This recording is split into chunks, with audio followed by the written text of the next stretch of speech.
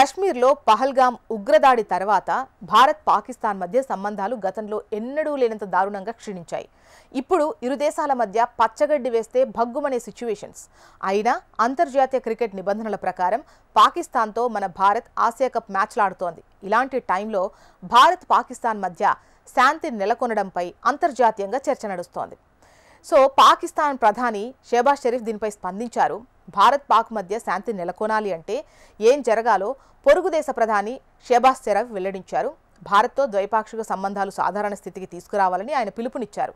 లండన్లో పాకిస్తాన్ జాతీయులను ఉద్దేశించి మాట్లాడిన షరీఫ్ కశ్మీర్ సమస్యను ప్రస్తావించారు. ఈ ప్రాంతంలో శాంతిని నెలకొల్పడానికి భారతదేశం ప్రయత్నాలు చేయాలని కోరారు. భారతదేశం పాకిస్తాన్ పొరుగు దేశాలని మనం కలిసి జీవించడం నేర్చుకోవాలంటున్నారు. కానీ కశ్మీర్ సమస్య పరిష్కారం కాకపోతే సంబంధాలు సాధారణంగా ఉండవు. కశ్మీరీల రక్తం వృధా కాదన్నారు. కశ్మీర్ సమస్యను పరిష్కరించకుండా భారతదేశం పాకిస్తాన్ సంబంధాలు ఏర్పడతాయని ఎవరైనా నమ్మితే వారు మూర్ఖులే అవుతారు అని చెప్పేసి ఆయన అంటున్నారు. అలాగే కశ్మీర్ సమస్యను గాజా యుద్ధాన్ని ఆయన పోల్చారు. తాము 4 యుద్ధాలు చేశామని, $1 బిలియన్ ఖర్చు చేశామని, ఆ నిధులను పాకిస్తాన్ ప్రజల అభివృద్ధి శ్రేయస్సు కోసం ఉపయోగించాలన్నారు. భారతదేశం మంచి పొరుగు దేశంగా ఉండటానికి బదులు పోరాట విధానం అవలంబిస్తోందని ఆరోపిస్తున్నారు షరీఫ్. మనం శాంతియుతంగా జీవించాలా లేదా పోరాటం కొనసాగించాలా అనేది మా ఇష్టం అంటున్నారు. మనం ఒకరినొకరు ప్రేమించుకోవడం, గౌరవించుకోవడం ద్వారా జీవించాలి అనేది తమ కోరిక అంటున్నారు.